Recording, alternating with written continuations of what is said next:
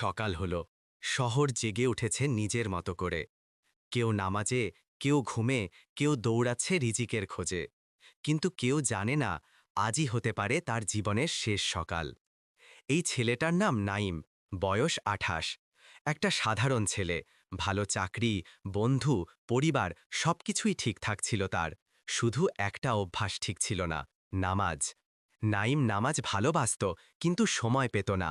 প্রতিদিন বলতো, আজও ঘুম থেকে উঠতে দেরি হয়ে গেল, কাল থেকে ঠিকঠাক নামাজ পড়ব ইনশাল্লাহ। সেদিন ভোরে মায়ের ফোন এলো। মা বললেন, বাবা, ফজরের নামাজ পড়েছ? নাইম হেসে বলল, না মা, কাল থেকে পড়ব ইনশাল্লাহ, দোয়া করো। মা শুধু বললেন, আল্লাহ তোকে হেদায়াত দিক। এটাই ছিল মা ছেলের শেষ কথা। অফিসে যাওয়ার পথে নাইম মোটর বাইকে উঠল। আকাশে তখন হালকা রোদ উঠেছে।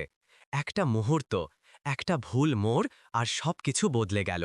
রাস্তায় অ্যাক্সিডেন্ট। চোখ খুলে দেখল চারপাশে মানুষ, রক্তে ভিজে একাকার শরীর।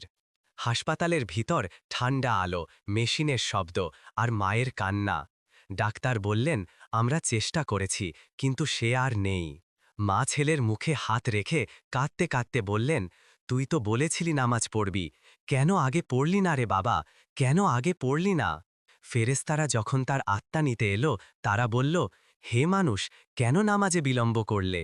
সে নীরব হয়ে গেল, তার জবাব ছিল না। একজন তরুণ নামাজ কাল থেকে পড়বে বলে প্রতিশ্রুতি দিত, আজ কবরের ভেতর শুয়ে আছে, মাটির নিচে। সেই প্রতিশ্রুতি আজ তার আফসোসের রূপ নিয়েছে। কবরের অন্ধকারে ফেরেশতারা প্রশ্ন করছে, তোমার রব কে? তোমার দিন কি? তোমার নবী কে? জীবনে যে নামাজ পড়তে ভুলে যেত, আজ সে জবাবও ভুলে গেছে। প্রতিদিন তুমি বলো, সময় নেই, কিন্তু মৃত্যু কোনো সময় দেখে আসে না।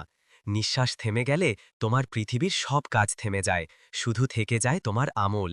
তুমি জানো না পরের আজানটা তুমি শুনবে কি না।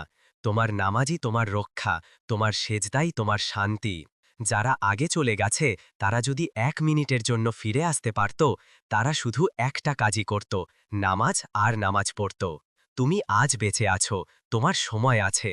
তুমি এখনই তওবা করে নামাজে ফিরে আসতে পারো। কাল নয়, পরশু নয়, আজই। আল্লাহ বলেন, নিশ্চয়ই নামাজ অশ্লীলতা ও মন্দ কাজ থেকে বিরত রাখে। সূরা আল আনকাবুত, আয়াত ৪৫।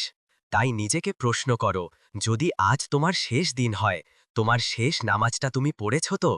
কাল থেকে নয়, আজ থেকেই নামাজ শুরু করো, কারণ তুমি জানো না কোন আজানটা তোমার জীবনের শেষ ডাক।